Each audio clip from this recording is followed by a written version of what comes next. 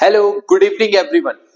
Hopefully आप लोगों ने कल बिजनेस स्टडीज के एग्जाम के लिए पूरी तैयारी कर ली होगी। अब क्योंकि बहुत ज्यादा क्या अब कुछ भी टाइम नहीं है, अब आपके पास सिर्फ एक आज की रात है, और जो सिर्फ इसलिए है ताकि आप लोग उसमें आराम करें, अपने बॉडी को पूरा रेस्ट दें, सो दैट कि आप कल सुबह एग्जाम को बहुत प्रॉपर तरीके से दे पाएं और पूरे एफर्ट्स के साथ। इस वीडियो में हम लोग बात करने वाले हैं पहले तो ये कि कल पेपर को अटेम्प्ट करते हुए हम लोगों ने किन किन चीजों का ध्यान रखना है। कुछ बेसिक चीजें जो मैं हर साल बोलता हूं अपने ऑफलाइन क्लासेस में, हर बार मैं स्टूडेंट से ये चीज डिस्कस करता हूं कि जब आप पेपर अटेम्प्ट करें तो उस समय क्या करना है और क्या नहीं करना है।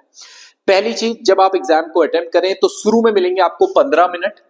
आपको इन 15 मिनट का मैक्सिमम यूटिलाइजेशन करना है। मैक्सिमम यूटिलाइजेशन इन 15 मिनट में ये हो सकता है कि आपको इन 15 मिनट में वो 20 एमसीक्यूज को पूरा पढ़ना है, और जितना आप वर्बली उसको सॉल्व कर सकते हो उतना सॉल्व कर देना है। जितना आप उसको वर्बली सॉल्व कर पा रहे हो कि हाँ ये इस तरीके से इसका आंसर होगा, ये इसका आंसर होगा, वो उतना टाइम आपका आगे के लिए बचेगा। क्योंकि सबसे इंपॉर्टेंट चीज है टाइम मैनेजमेंट। मैं इतने साल से एग्जाम्स में देख रहा होता हूँ स्टूडेंट्स को, और जब भी वो वापस आ रहे होते हैं उनके पास सिर्फ एक दिक्कत उनको होती है। वो कहते हैं सर पेपर अच्छा था, आता भी सब कुछ था, पर दिक्कत ये हुई ना टाइम मैनेजमेंट नहीं हुआ, लास्ट में हमारा 5 नंबर का छूट गया, लास्ट में हमारे 10 मार्क्स का छूट गया, लास्ट में हमारे इतने इतने मार्क्स के छूट गए, जो कि सबसे बुरा है। मैं कहता हूं एग्जाम में क्वेश्चन अटेम्प्ट हो और उसके बाद वो गलत हो, वो उतना ज्यादा बेकार नहीं है जितना कि एग्जाम में छूट जाए कोई क्वेश्चन, वो सबसे ज्यादा बेकार है। इसलिए बहुत इंपॉर्टेंट आपको ये ध्यान रखना है कि आपको कल टाइम मैनेजमेंट तो प्रॉपर लेके चलना है। इस चीज पे ध्यान दो और बहुत चिल होके इस चीज को समझो। मतलब ये इसको बहुत सीरियस वैसा वो लेने की जरूरत नहीं कि क्या होगा एफर्ट, कुछ नहीं, बहुत कीप एंड काम और आराम से हर चीज हो जाएगी। आपको शुरू के 15 मिनट में ये आपको एमसीक्यूज को पढ़ना है, वो आपका मेन टारगेट है। ओके, उसके बाद जैसे आपकी फिर राइटिंग टाइम स्टार्ट होगा 15 मिनट बाद, तो मैं पर्सनली आपको ये सजेस्ट करूंगा कि सबसे पहले 6 मार्क्स के क्वेश्चन निपटाओ। ठीक है, अब मुझे नहीं पता, मैं बहुत जगह ये देखता हूं कि कुछ लोग बोलते हैं कि एमसीक्यूज को पहले कर दो, ये कर दो कर दो। इसके पीछे जो मेरे को लगता है जो लॉजिक है और जो होता भी है, देखो हर एग्जाम में जब हम लोग एग्जाम देने जाते हैं ना, तो हमारा मेन चीज ये रहता है कि आज इस एग्जाम में बहुत कुछ अच्छा करना है, मतलब सबसे अच्छा करना है, अपनी लाइफ का सबसे अच्छा एग्जाम देना है। तो वहां पे हम लोग क्या करते हैं, हम लोग एक गलती करते हैं। तो जब हम लाइफ का सबसे अच्छा एग्जाम देने जाते हैं तो हम कोशिश करते हैं कि हमें 1 मार्क्स का क्वेश्चन भी होगा ना, उसमें भर भर के एक्सप्लेनेशन देनी है, जिसकी जरूरत ही नहीं है।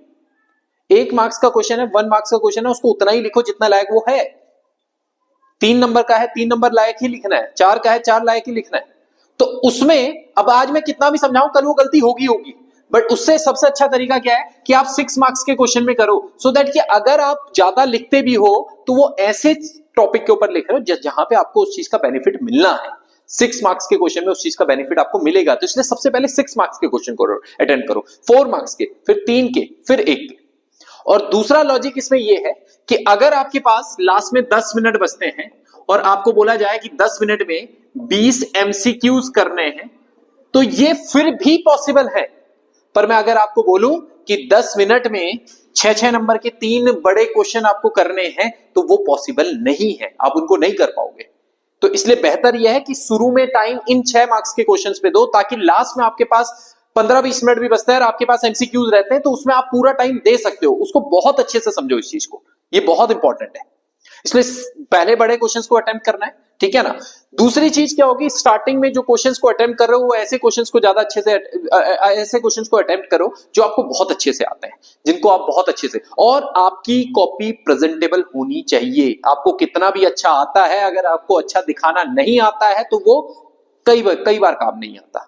अच्छा दिखाने से मेरा मतलब है कि अगर आपको पूछा जाता है कि भाई आपको इंपॉर्टेंस बतानी है, इंपॉर्टेंस किसी भी टॉपिक में, अगर आपको बोला जाता है कि इंपॉर्टेंस ऑफ, सपोज करो मैनेजमेंट की इंपॉर्टेंस का कोई क्वेश्चन आ जाता है, तो अगर आपको मैनेजमेंट की इंपॉर्टेंस दिखानी है, तो जब आप क्वेश्चन को स्टार्ट कर रहे हैं तो इस तरीके से एक हेडिंग लिखा, और हेडिंग लिख के ऐसे चार्ट्स बनाओ कि हाँ मैनेजमेंट की ये इंपॉर्टेंस है, और उसके बाद पहला उसको एक्सप्लेन करना स्टार्ट कर दो, दूसरा, फिर दूसरे को, फिर तीसरा, तीसरे को, चौथे को।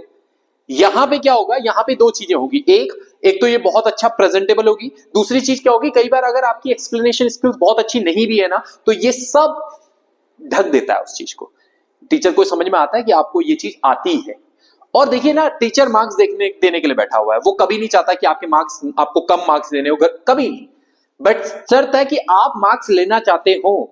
अगर आपकी कॉपी में इस तरीके के एफर्ट्स नहीं होंगे कि आप मार्क्स लेना चाहते हो ना, तो वो मार्क्स नहीं भी मिलेंगे आपको। ये ध्यान रखिएगा इस चीज को, ठीक। तो आपको हर चीज में, आप कोई प्रोसेस को एक्सप्लेन कर रहे हो तो प्रॉपर तरीके से आपने कहा ये पहला प्रोसेस, फिर उसके बाद ये हुआ था, उसके बाद ये हुआ था, एक प्रेजेंटेबल वे पे, ठीक। फिर एक एक करके उन चीजों को एक्सप्लेन करना स्टार्ट करो। जितना आप चार्ट्स को, जितना आप इस तरीके की चीजों को यूज करोगे, उतना आपकी कॉपी ज्यादा प्रेजेंटेबल भी होगी, ज्यादा एक्सप्रेसिव होगी आपकी कॉपी, और वो बहुत इजीली, उतना टीचर के लिए भी आसान हो जाता है कॉपी चेक करना। और जितना आसान टीचर के लिए होगा कॉपी चेक करना, उतना आसान टीचर के लिए भी होगा आपको मार्क्स देना। उस चीज को समझो। और सबसे इंपॉर्टेंट चीज है, सबसे इंपॉर्टेंट चीज ये कि आपको कोई भी क्वेश्चन छोड़ना नहीं है। ये आप सोच के जाइएगा। छोड़ना नहीं है इसका मतलब मेरा ये नहीं है कि कुछ भी लिख दो, नहीं। अगर माना कोई क्वेश्चन आपको ऐसा दिखता है कि जो आपको लगता है कि इसमें तो मुझे समझ में नहीं आ रहा क्या करना है, कुछ रिलेटेड लिखो, कुछ रिलेटेड। कोऑर्डिनेशन नहीं सुना माना, तो कोऑर्डिनेशन वर्ड तो सुना हुआ है ना, उससे रिलेटेड कुछ चीज लिख दो, बट रिलेटेड लिखो। क्वेश्चन को बिना अटेम्प्ट किए हुए मत छोड़ना। क्वेश्चंस में प्रेजेंटेबल इस तरीके से अपनी कॉपी को रखना, बहुत अच्छे तरीके से प्रेजेंट करो, है ना। पहले 6 मार्क्स के क्वेश्चंस को करना, और वो शुरू के 15 मिनट को बहुत अच्छे तरीके से यूटिलाइज करना। बाकी आप सब लोगों को सब कुछ आता है, और मुझे नहीं लगता कि कोई दिक्कत आप लोगों को होने वाली है। ओके, तो इतना ही है इस वीडियो में। इतना ही मेरे को बताना था कि आपको ये चीजें जो है अपने एंड से आपको इस चीज पे रखनी है। बाकी बहुत काम होके अपना कल का एग्जाम दो, कुछ नहीं है, बहुत ज्यादा कुछ सोचने की जरूरत नहीं है। अपनी प्रिपरेशन के ऊपर बिलीव रखो, है ना। 100% सब कुछ अच्छा होगा। और जब हम लोग कल वापस मिल भी रहे होंगे, तो हम लोग, मैं बहुत श्योर हूं कि आप लोग कहेंगे कि सारी चीज जो है वो हमारे जितना भी सिलेबस हम लोगों ने कवर किया था ऑफलाइन में, ऑनलाइन में, वो सब चीजें उसी के इर्द गिर्द है, सब चीजें वहीं से आई है।